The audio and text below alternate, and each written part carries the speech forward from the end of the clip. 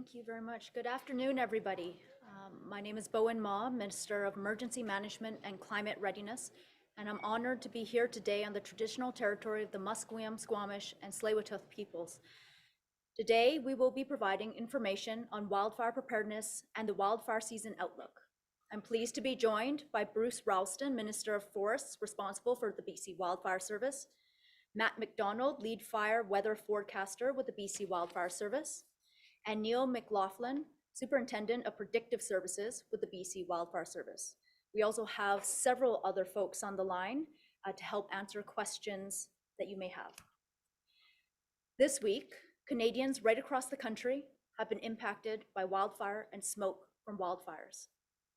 With heightened temperatures this week and with summer on our doorstep, British Columbians are understandably wondering what the summer will be like in terms of wildfire.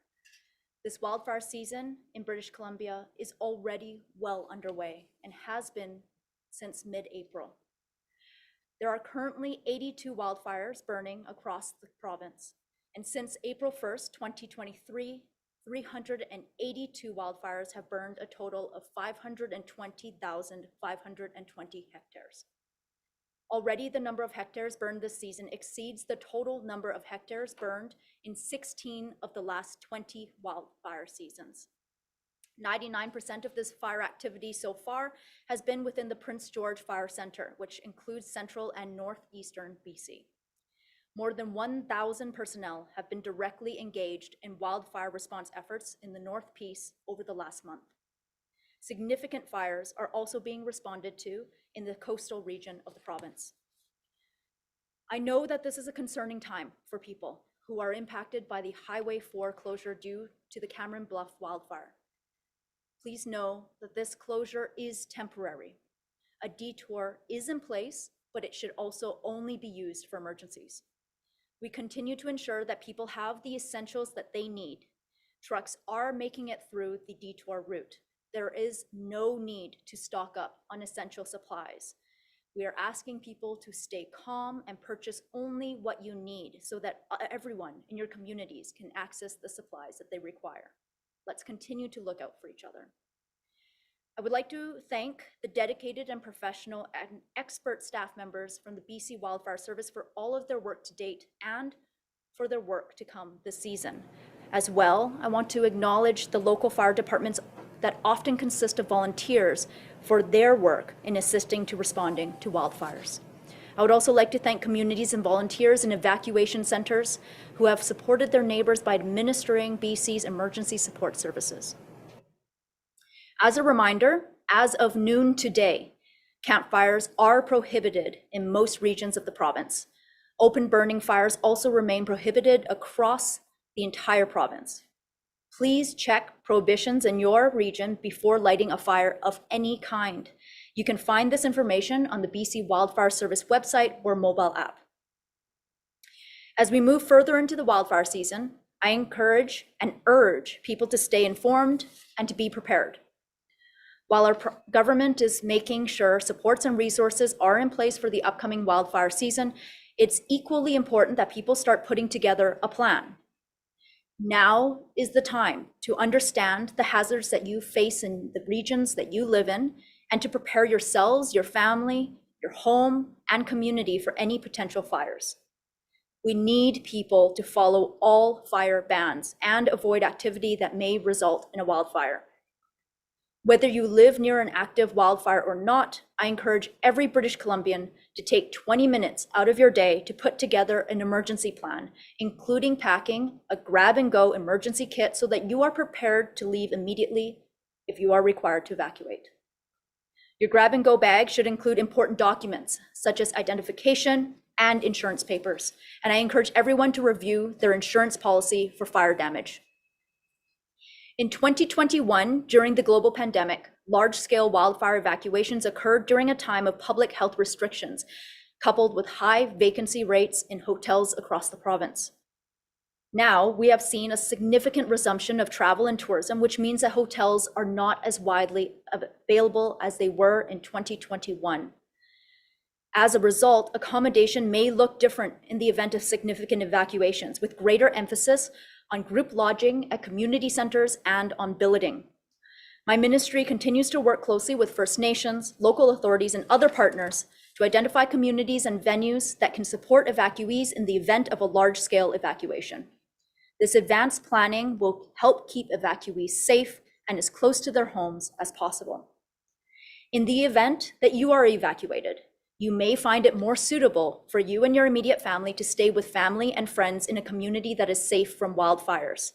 It is worth making those connections now and having those conversations with family and friends in other areas of the province early. I want to reassure you that if you choose to stay with family and friends, you will still be eligible for emergency support services if you require assistance to help with costs related to billeting, food, and incidentals. I want to emphasize that the province, First Nations, and local authorities will be there to assist all families or individuals who need accommodation or assistance. Last year, our government provided British Columbians with one more tool to support them in preparing for a wildfire or other disaster. We made it possible for people to pre-register with emergency support services online using the evacuee registration and assistance tool. Pre-registration means that evacuees don't need to spend time signing up while they are in an emergency. So individuals and families can pre-register now at ess.gov.bc.ca. That's ess.gov.bc.ca. During emergencies, the province amplifies all evacuation alerts and orders issued by local communities on Emergency Info BC and Emergency Info BC's Twitter account. The BC Wildfire Service website, social media channels, and the BC Wildfire Service mobile app, which is available for Apple and Android devices, provides the location and details of all active wildfires in BC. This BC Wildfire Service app is also where you can report a wildfire. During an emergency, these platforms also share advice and resources to help people and communities stay safe. The province may also issue broadcast intrusive alerts for evacuations on behalf of communities. It is important that British Columbians are aware of these sources of information before an emergency takes place. We are seeing the impacts of climate change all around us. Climate-related emergencies are increasing. Just last month, we were dealing with flooding in parts of the province. Disaster financial assistance is available for eligible British Columbians in southeast and central areas of the province who were affected by flooding between April 27th and May 16th this year. We have also seen that heat events are becoming more frequent and projected to become more severe due to climate change.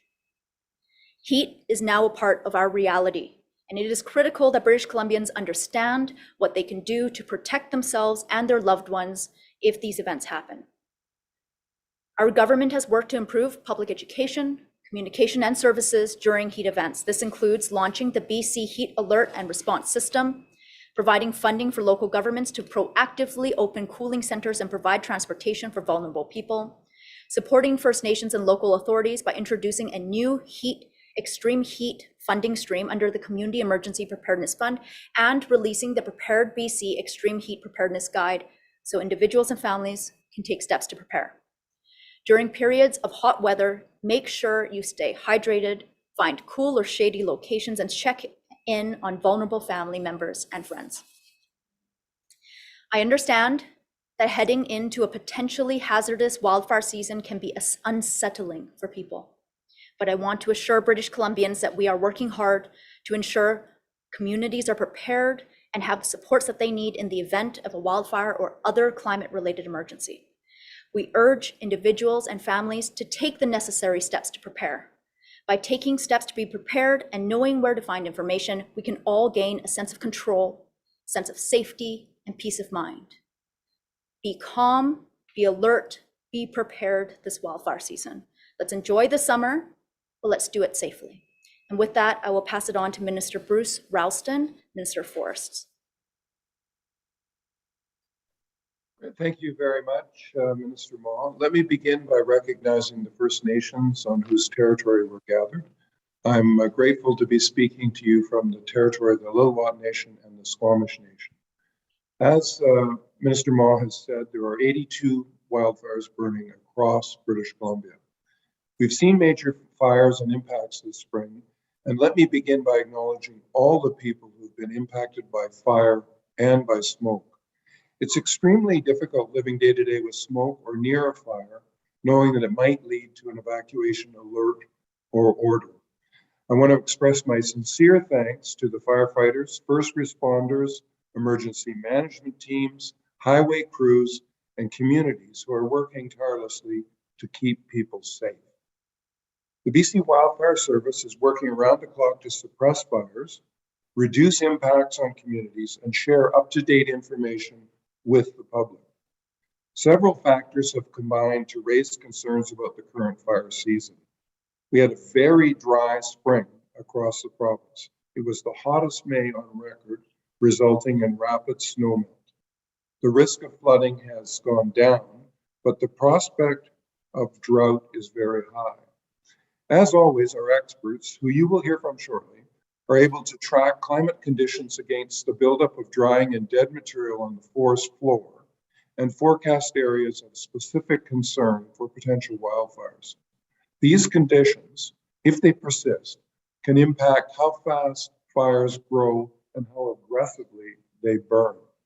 Lightning-caused fires typically peak later in the summer. We all remain very appreciative of the 2,000 BC Wildfire Service personnel dedicated to responding to the threat posed by wildfires.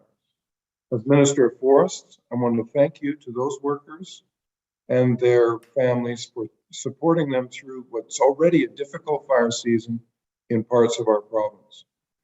Ahead of this year, we made critical investments, the largest in our province's history, to strengthen wildfire preparedness and response. Most importantly, we moved BC Wildfire Service to year-round operations to boost fire preparedness and planning. This year, BC Wildfire Service hired 100 new permanent staff and brought on 330 new recruits for fighting fires. We've invested in new structure protection units, drones, camp infrastructure, and mass water delivery systems to assist with fire suppression. We doubled the annual funding for wildfire prevention programs. BC weather stations have been upgraded, and innovative technology is being deployed to support predictive services and assist in preparedness, detection, and response. But there's still more to do. Given recent history and knowing that climate change will result in more impactful fires, we will keep working to boost the staff and equipment of the BC Wildfire Service. Let me also recognize the work of First Nations and local governments who've already been responding to fires and preparing their communities to be wildfire ready. Thank you to all the BC communities and families who've undertaken the work required to become a designated Fire Spark community. I urge all communities to subscribe to that program. As we boost capacity at the BC Wildfire Service, we are also supporting the efforts of local governments and First Nations governments to prepare for fires, reduce wildfire risks, and respond to fires when they occur. In summary, we continue to address the threat of fires proactively. We continue to expand our response capacity and provide support to communities. And we continue to connect with the experts who can give us a sense of what may lie ahead for the remainder of this season. So at this point, I'd like to turn it over to the BC Wildfire Service personnel. Thank you.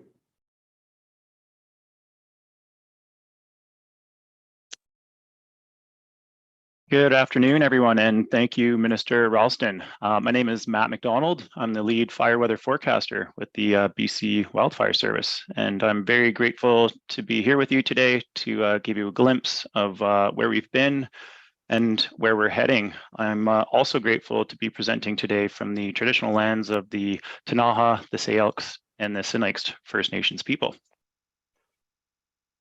So before we look out into the future, it's actually really practical to look at where we've been. And if you remember back to the fall of 2022, it was a very dry, very warm October. And believe it or not, that really set the stage for the 2023 wildfire season.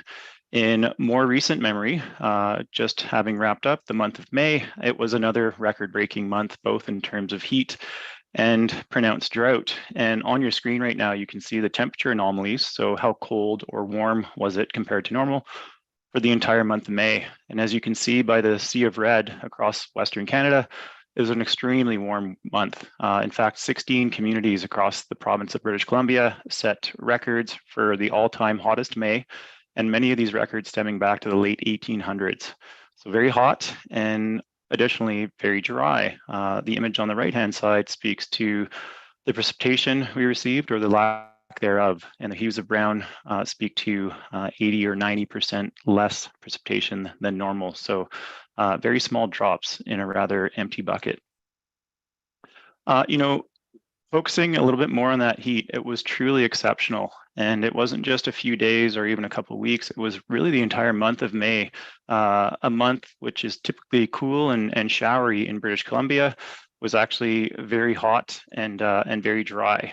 As an example here, we've pulled out the temperatures at Williams Lake in the Caribou Fire Center, and you can see that each and every individual day, we're showing temperature anomalies. So again, compared to historical averages that were consistently 5, 6, and 8, even 10 degrees warmer than normal. And you'll notice that we only had 2 little blue bars there in the 3rd week of May. So very hot. And what this did is it accelerated the curing of our fuels, of our forests, but it also accelerated the melt of our snowpacks in the Alpine. That obviously brought some concern from a freshet point of view, and we've borrowed this slide here from our colleagues at the River Forecast Center. But I'll draw your attention to the black line here that represents the rapid decline in the provincial snowpacks as we headed through the month of May. So we shed that snow extremely fast.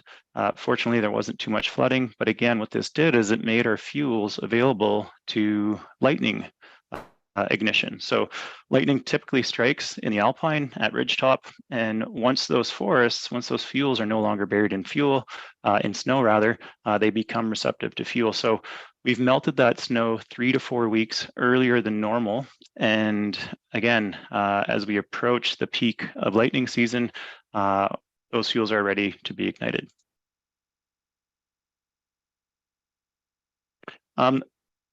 Touching on the drought a little bit more before I pass it over to my colleague, Neil McLaughlin, there's many different ways we can define drought.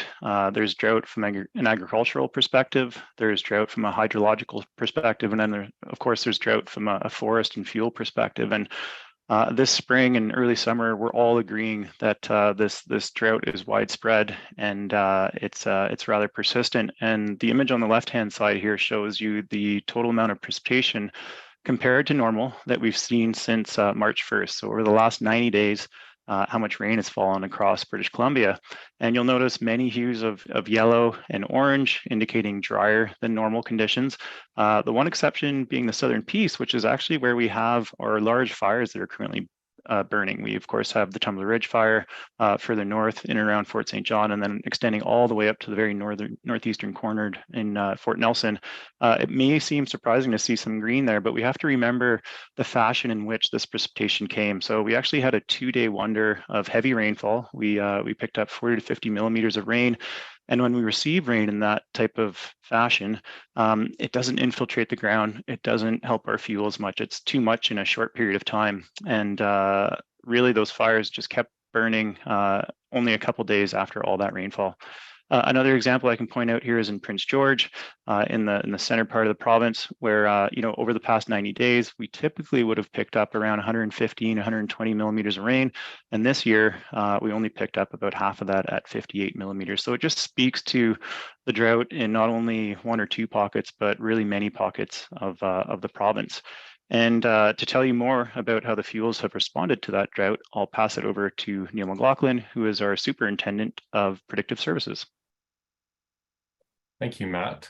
So we're going to continue the story here and look at how these antecedent weather conditions are going to show up in terms of the fire environment and as well as in terms of fire behavior we're observing this season. And so On this graph, we're looking at the buildup index. This is a measure of fuel availability, and it's composed of two moisture codes that represent medium and coarse size fuels, as well as the shallow and deep duff layers of the soil. As this index increases, it's indicating that fuels are increasingly drier and more available to burn. What you're seeing on this map is not necessarily the index value that we would calculate, but how anomalous it is for this time of year. And so this graph represents May 29th of 2023, and the colors of yellow into deeper reds are indicating above normal buildup index values for this time of year. What that means is that our fuels are increasingly available to burn, and more so than they would typically be for this time of year. The other thing I'll draw your attention to is that there are some areas of white on the map in the southeast corner. They're normal. There is nowhere on this map that we're seeing anything that's below normal for this time of year. So this map is now 10 days old, and we've been drying fuel steadily since then. One more message about this slide. These are very slow-moving indices, and this story didn't start in May this year. In fact, we saw elevated drought levels in the northeast and the southwest corners of the province last fall, and we're carrying forward several years of dry conditions that are being further exacerbated by the weather conditions that Matt just shared. So we'll move to the next slide and look at some fire behavior and how these conditions are reflected. On the left-hand side, we're looking at a picture of the Donnie Creek complex fire on May 26th. And what's really interesting is that this fire did actually receive a fairly good amount of precipitation, 40 millimeters of rain. But in this picture, what you're seeing is that we had a subsequent 30-kilometer fire run in just 5 days after that rain was received. And this fire is now well over 300,000 hectares in size. On the right-hand side, we're looking at a fire that's in our coastal fire center, the Newcastle Creek fire. This photo was taken recently on June 3rd. And what you're looking at is the root bulb of a large tree and the depth of burn. I draw your attention to the Plasky that's in the foreground. The handle on that Plasky is about 1 meter in length. And so we're looking at 1 meter of fuel consumption in the early fire season. This might be typical in a really dry fall, but to see this showing up in early May and June is very anomalous. And so, why we share these photos is, one question we might get is, are you confident in the metrics that are reflective of expected fire behavior? And the best way that we can have confidence is how that reflects in fire behavior. And so these pictures are very much an indication that our metrics are a good indication of what we can expect in terms of fire behavior, and they're aligned very well. So at this point, I'm going to turn it back to Matt. I'd like him to share with us the outlook for the summer ahead. Great, thank you, Neil. So Neil and I have just set the stage for where we've been, where we currently sit, and now we'll shift gears and look into the future. We're fortunate to work very closely with the great meteorologists at Environment and Climate Change Canada. They recently issued their summer outlook for 2023, and we'll start with the top left image, which is the probabilistic chart for June. And really what we're looking at here is not necessarily the intensity of the heat, but the probability of 3 different categories. And so in hues of orange and red is high probabilities of a warmer than normal June. And you can see that right across Western Canada. As we shift into July, those hues simmer down, if you like, to about 40 or 50%, so a little less of a stronger signal. And then as we get into August, that signal re-intensifies. We get back into those deeper oranges. And so if we put the 3 months together, you get the larger image, which is the seasonal outlook for temperatures for 2023. And as you can see, there's a fairly strong signal right across the country for a warmer than normal summer. And these long-term seasonal forecasts need to be taken with a grain of salt. Right now we're very confident that this current heat spell is going to end this weekend. We'll get into some more seasonal weather next week, but then we have more heat on the way. From a precipitation perspective, Again, we'll start with the panel in the top left corner there. And as you can see from the shades of brown, we're expecting a very dry June. Of course, we're already 8 days through the beginning of June. We are expecting a little bit of showers later on next week. But, given those persistent deep drought conditions that Neil spoke to, it's not going to be enough rainfall to alleviate these deep persistent drought conditions right across the province. I should emphasize that unfortunately, despite the advancements in science, the skill of anything longer than perhaps a 2-week forecast from a rainfall perspective just simply doesn't have too much skill. So we'll have to see what the remainder of summer will bring as we get into the true core of fire season, which is July and August. But suffice to say that those are typically our driest months, and the possibility of playing catch up is very limited. So going forward from this point, we thought it'd be helpful to lay out 3 possible scenarios. And we'll start with the one on the left, which is currently what we're experiencing in across all of British Columbia. It's very hot outside. We're reaching the mid-30s again today in the interior. Not only is it hot, but it's extremely dry. We really keep close eye on relative humidities, and those have been down in the single digits. So when we get below 10% relative humidity, which we are currently doing across a good chunk of the interior of the province, those are like desert-like conditions, and it just, again, accelerates the drying of those fuels and exacerbates the drought. And as I mentioned, we're going to be in this pattern until the weekend. We see a pattern change, which unfortunately is going to be accompanied by thunderstorms and strong winds, will not bode well for existing fires, and then may again ignite new fires. In the middle of the screen, we have kind of the normal pattern. And typically, we get beautiful summers in British Columbia. That's a lot of why a lot of us live here.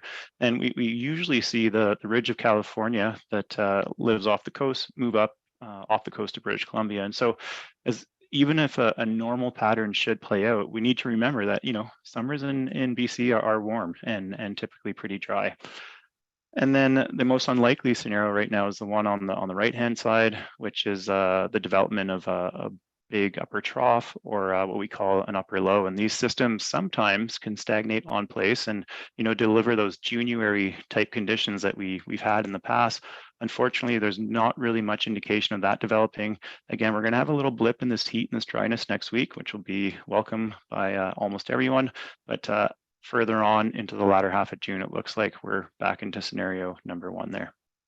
So with that, I'll pass it back to Neil to talk about lightning season and wrap up our presentation. Thank you. Thanks, Matt. So a little bit more about lightning. In the lower left graphic, we're looking at the typical time of year that our lightning season begins. And throughout most of the province of British Columbia, which is highlighted in a bold black outline, we're seeing that we typically see lightning start in the later part of May and really pick up in the month of June and through the rest of the summer. And so that's when it starts. This is important because, as Matt mentioned earlier, we've melted all our snow and we've got more land area available to ignite due to lightning-caused ignitions than typically we would at this time of year. As we look at the graph on the right, this is just showing by month the proportion of our fires that are caused by human activity, unknown causes, or lightning. And so I draw your attention to the darker shades of gray along the bottom. They remain fairly stable, between 75 and 100 starts per month throughout the whole fire season. But when we look at lightning, we see a very upward trend as we shift into May, whereas, lightning season is starting, picks up in June, and our busiest months are then July and August, where we can see upwards of 250 to 300 lightning-caused fires per month. And so, when you do the math on that, the number of fires we're seeing per week, it's a lot to keep up to. What we're most concerned about this year, as I mentioned earlier, with snowmelt now in our past, we could be seeing even more ignitions earlier, 3 to 4 weeks earlier in the month of June. So those patterns that Matt was just sharing, one of our big concerns is the rate at which we see these lightning events occur. And so, we could get scattered lightning and at a slower pace, or we could see a big weather system change that brings widespread lightning all at once. And those are very concerning situations to fire agencies where there's more fire than we may be able to respond to. And when we've got fuels available to burn and potentially associated with fast wind speeds, it's a very challenging situation for fire agencies. We'll move to the next slide and look at one more fire behavior indicator and how that's reflecting this fire season. So these graphs are showing you our drought code value. This is reflective of our slowest moving moisture code, the largest size fuels, the deepest duff layers. And our current fire season is the large map on the left-hand side. And as you see the colors of yellow into orange, those are indicating very high levels of drought condition or low fuel moisture in our largest size class fuels. They take a very long time to recharge with moisture. And when we look across the last 6 years, for this time of year, we're seeing a very different pattern on the landscape. And I do want to mention that of those last 6 years, 3 of them are some of the larger fire seasons in BC's recent history. We've included some hectares burned by that time of year, June 6th, for each of those historical reference points. And, where we're sitting this year at well over 450,000 hectares far exceeds any of those previous years. And so quite alarming to see this amount of area burning this early in the season. And it certainly doesn't bode well for the remainder of the summer with the outlook that Matt has shared. So we'll move into some closing points for our summer outlook. I'd really like to leave you with some key takeaways. We've I think articulated several different ways that our fuels are available to burn. And there's really kind of 3 key ingredients when it comes to extreme fire behavior. 1 is that fuels are available to burn. 2 is that we have strong winds. And 3, the key ingredient that I just finished speaking to you about is that we get ignitions. And so when we put the 3 of those together, it's a very challenging fire season outlook. High elevations are currently snow-free, and so we are expecting that lightning season will start earlier. In fact, we're already seeing early signs of that with fires at upper elevations burning quite aggressively.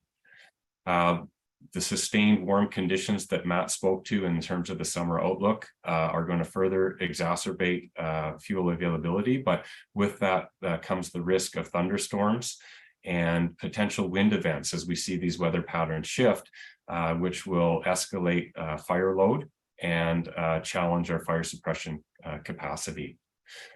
Now, nationally, we tend to leverage resource sharing agreements with our partnering agencies, and when we are in need, we can call on them for help. I'm sure a lot of you have been watching the news or hearing news clips about the national situation. All agencies across Canada are busy this year, and there is a real shortage of resources for sharing. And so this could be a year where we have to really dig deep and use the resources we have here in BC to address our situation. So my parting message and what I really want to make clear to everyone is that it's more important than ever to be responsible with permitted fire use and extremely cautious with any activity that could spark a wildfire. Wildfire prohibitions and restrictions are already in place for most of the province, and we should expect that they'll continue throughout most of the fire season as our fire hazard continues to go up and we are challenged by the fire situation. So with that, I'm going to pass it back to Minister Ma as we move into our question period. Thank you.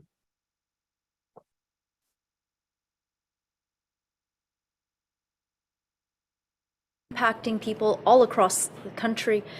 People are British Columbians are concerned about wildfires here, and we are certainly anticipating a challenging season ahead. But I do want to assure British Columbians that our government is doing everything necessary to make sure that the proper supports and resources are in place for the upcoming season. At the same time, it is vitally important that every member of our community, our collective community, every individual, every household, be prepared for what is coming as well. Start putting together a plan, get your grab and go kit together, stay informed, stay calm, be alert, be prepared. And with that, I welcome questions for our team.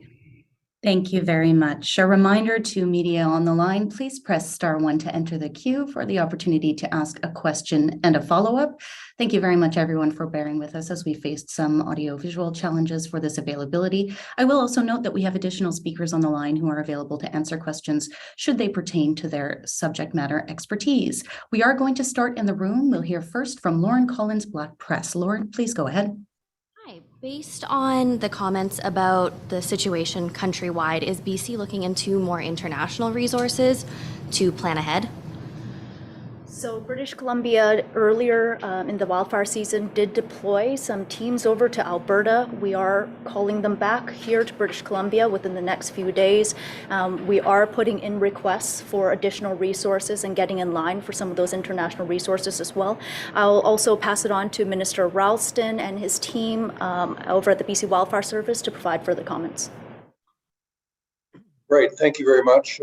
Some of you will have noted that today President Biden spoke with Prime Minister Trudeau and offered the support of the American Wildfire Service. There's a similar pooling agency that pools national resources in the United States. And so I would turn it over to either Neil or Matt or Chris, I think is also on the line, to talk a little bit further about that. Yeah, thank you, Minister Mon, Minister Ralston.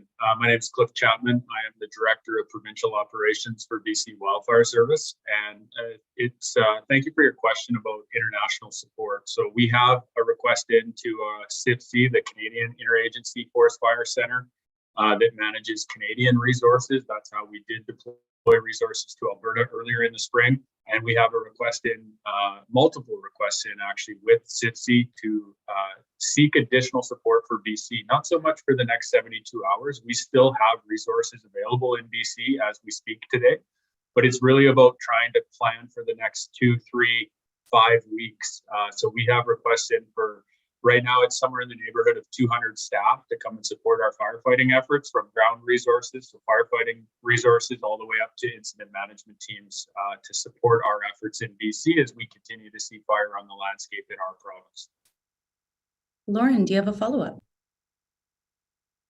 Look like in BC right now? I know there's provinces or fires throughout the province, on the island, up in the north, southeast. Sure. Cliff, we'll stay with you. You probably have the numbers on that. Sorry, the question came through broken. Can I get the question again? Yes. What do the resources look like throughout the province? I know there's fires on the island, the northeast, the southeast, ongoing right now.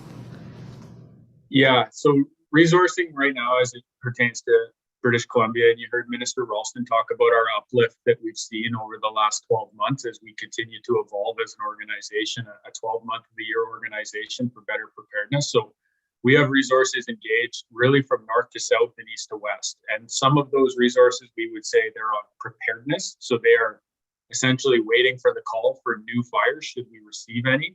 And we call that our initial attack.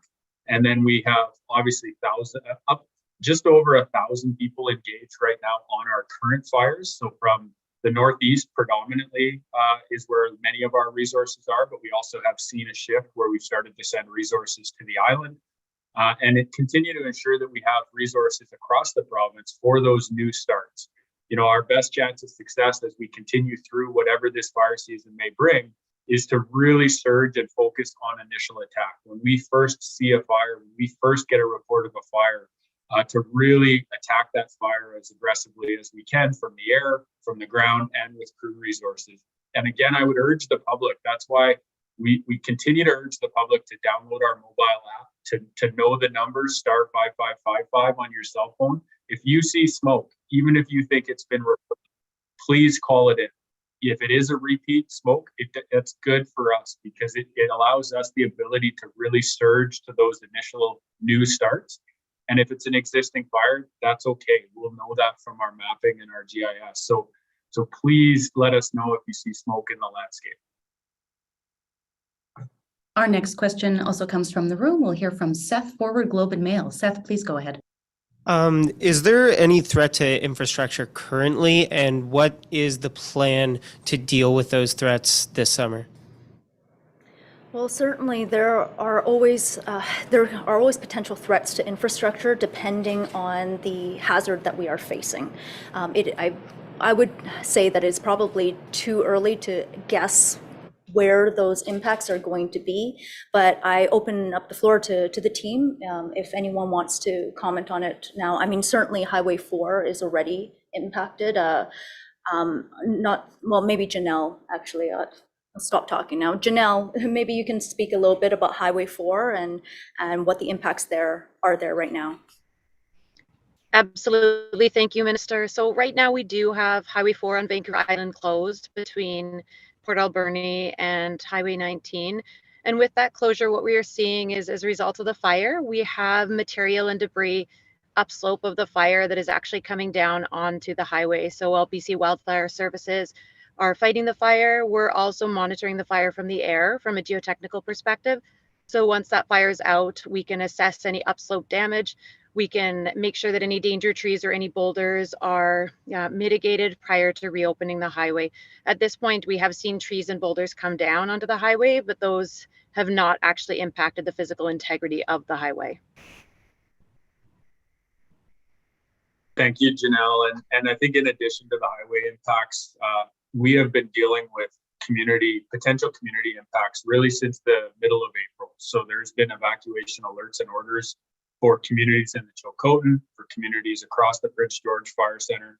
And now we're starting to see that hazard shift to the south. So we are likely to see continual evac orders and alerts as fire season presses on. And in terms of our strategy on what we do, that is really how we prioritize fires in the province when we are looking to surge our resources to the most viable or the highest priority fires. It is about what are the potential impacts. And just as we're speaking today, we're hearing of a potential impact up in the Northeast, and not impacting a community directly, but potentially expanding an evacuation order. And as you've seen through the wildfires of note, and I encourage folks to look at the wildfires of note to get an update on where our fires are at, as well as associated evac alerts and orders.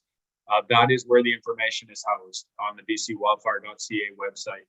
So we will continue to see that. And it is part of the investment that Minister Ralston spoke about was an increase in our structure protection and structure defense capacity.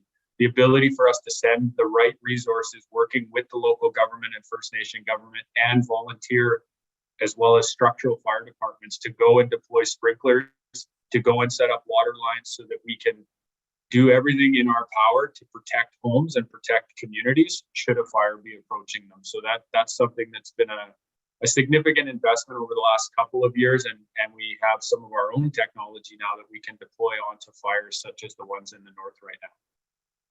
Do you have a follow-up, Seth? Yeah, would you be able to put a number on the funding for infrastructure, like preparedness, or like keeping that number down? Right. I mean, what we know in the emergency management world, what we know is that an ounce of prevention is worth a pound of cure. Every dollar that we spend on preparation and mitigation, mitigating impacts of disasters before they happen, is worth potentially order of magnitude in terms of response and recovery costs. We saw how much impact has been caused by previous wildfire seasons, as well as the atmospheric river events as well.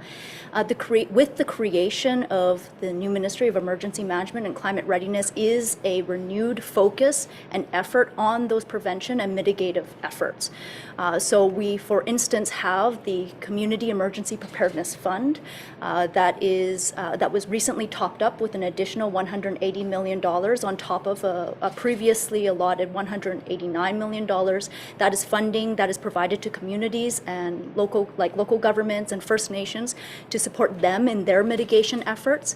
Certainly, different ministries also have their mitigative efforts as well. For instance, when it comes to seismic hazards, Ministry of Education and Childcare are doing seismic upgrades. Ministry of Transportation also has a seismic program that they have underway. Since the Ministry of Emergency Management and Climate Readiness was created, we have announced just our ministry, over $250 million in investments in mitigation efforts to funding for local governments and communities.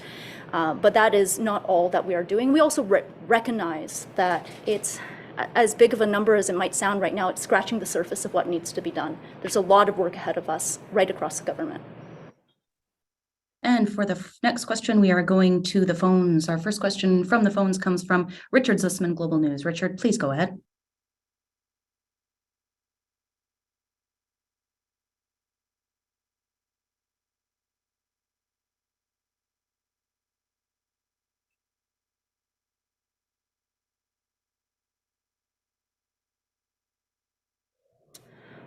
I believe that that is a question for the BC Wildfire Service. Richard, are you able to repeat your question just so we can hear it here on the Zoom? We weren't able to pick it up. Of course.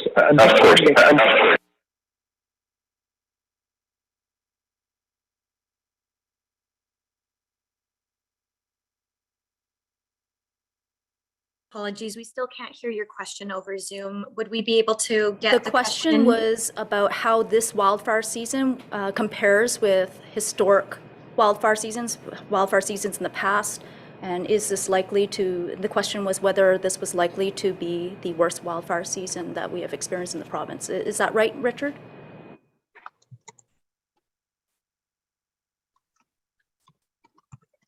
Thank you. It's probably a BC Wildfire Service question. Thank you for the question. I think this is something that we get asked quite frequently, is how does this season stack up to past seasons? You saw from Neil and Matt's presentation how we've stacked up to date. And I think it wouldn't be going out on a limb to say that this has been one of the most challenging wildfire seasons to date. So from the beginning of April until June 8th, it has been very challenging, and the numbers represent that. We're seeing really on our 10-year average, we would see roughly 20,000 hectares of fire on the landscape at this point in the year. And those include 2017, 2018, and 2021, three of the most challenging fire seasons BC has ever faced. So 20,000 hectares is our 10-year average, and we're at just over 500,000 hectares burned so far this spring. So hard to forecast whether or not it will be as challenging as some of the seasons in the past, 17, 18, and 2021. But I would say, as we saw through the forecast today with Matt and Neil, that I think British Columbians, BC Wildfire Service, communities, First Nation communities, we all have to be prepared that this season is going to be very challenging, or has the potential to be. Certainly the variables are lining up in such a way that if we don't see significant precipitation, significant rain happen across the province, that we will be carrying hazard.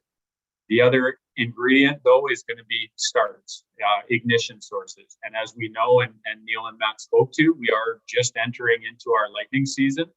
And with the prohibitions in place, we should see a reduction in human-caused fires, but we can't control the lightning-caused fires, obviously. So it doesn't answer your question directly. I would suggest that as British Columbia, we need to be prepared that this is going to be a very challenging fire season. Thank you very much, Richard. We'll give it a go for the follow-up. Please proceed.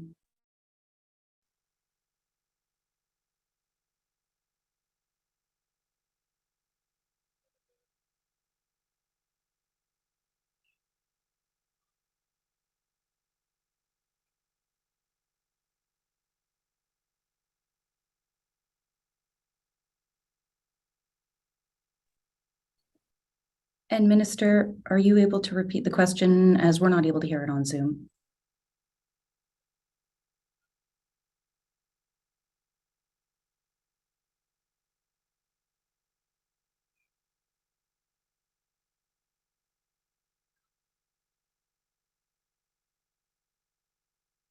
there, and just because I know that we're having some technical challenges, your latter question, Richard, was about the campfire ban and basically what's to come of that, whether it's going to be in place for the entire summer, how we anticipate it changing, whether it expands or contracts.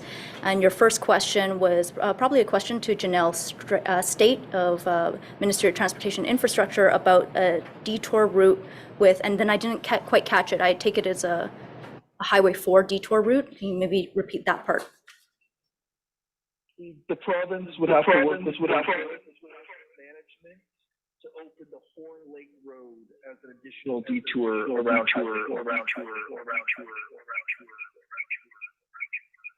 I think you said Mosaic Forest Management 4-lane detour route. Is that right?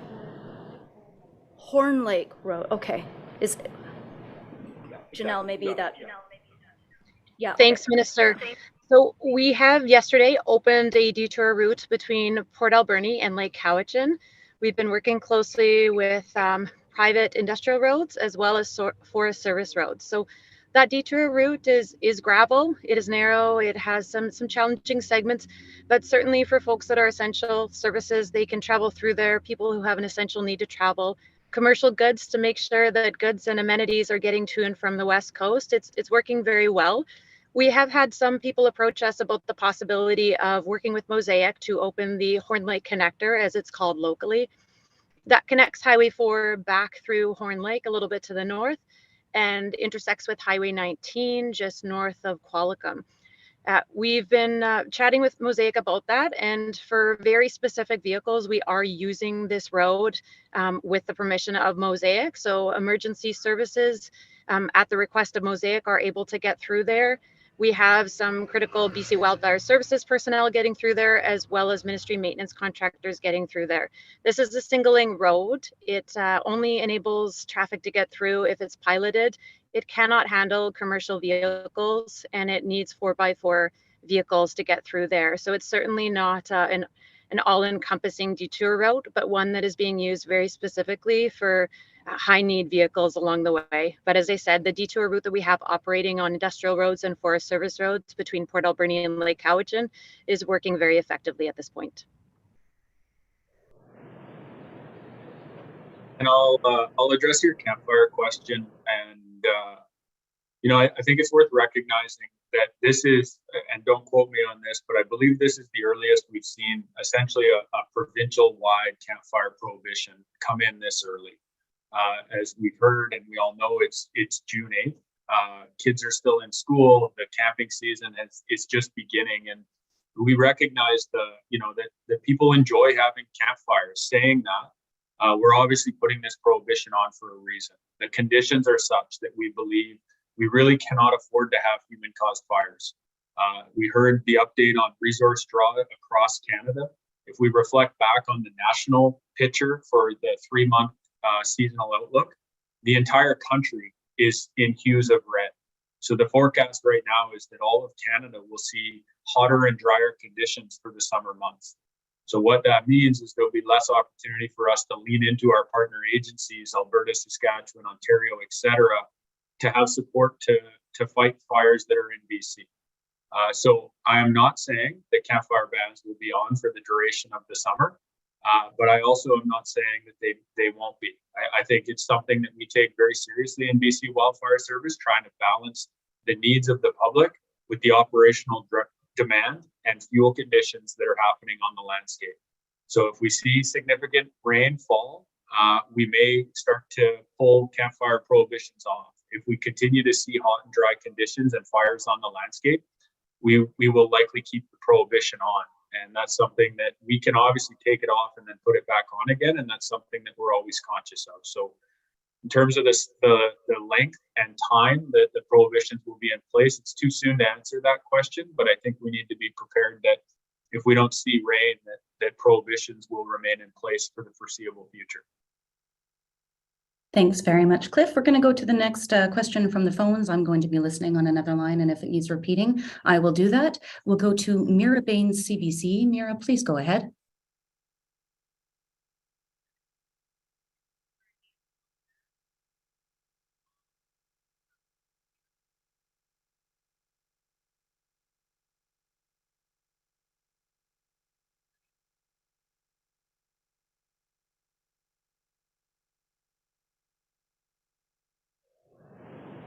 Thanks very much. Okay, so Mira is asking, what areas, Neil or Matt, are you most concerned about in the province, perhaps for lightning strikes or in general wildfire risk?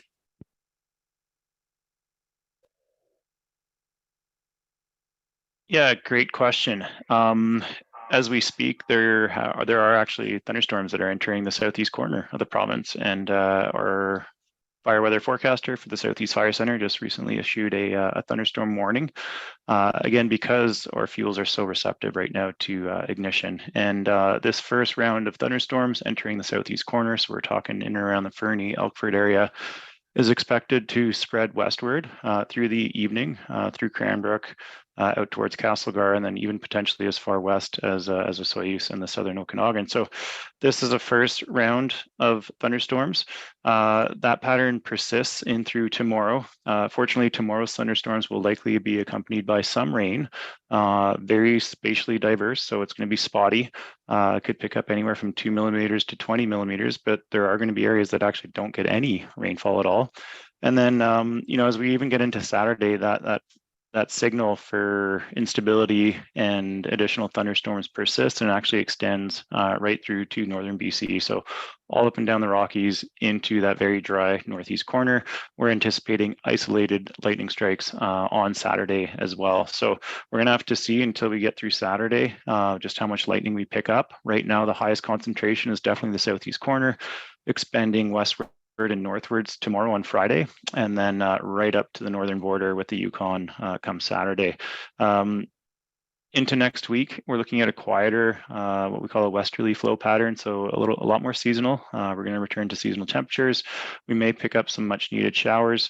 And then beyond that, I'd love to be able to forecast lightning out through July and August, but that's just not possible.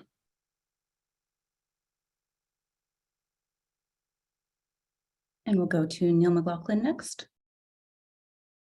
Yeah, thank you. Just to add to Matt's comments there, we have a couple different moisture indices that we track, and one of them gives us insight in terms of holdover ignition. You are now rejoining the main conference. Most of the province is available to lightning ignition, with the exception of the far northwest corner of the province. Unfortunately, we don't get to choose where lightning strikes. I think one of the things we're most concerned about is large events that bring lightning close to communities and human values. And so that's the trick is we don't have a choice in that. But really, there's concern across most of the province, and it'll be a matter of tracking storm systems as they materialize in terms of where that could occur. And if it's close to communities, that could be problematic. I think I want to emphasize what I shared earlier. It's not so much lightning, it's the pace at which we get starts. And so if we get a large, widespread lightning event that brings a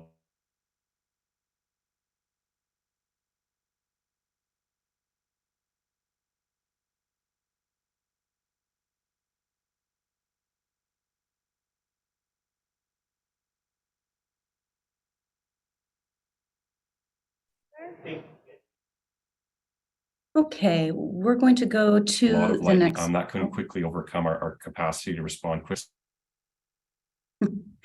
All right, another technical issue with the Zoom there. We are going to move to the next question from the phones. We heard from Joe Ruddle, Vancouver's Sun. Joe, please go ahead.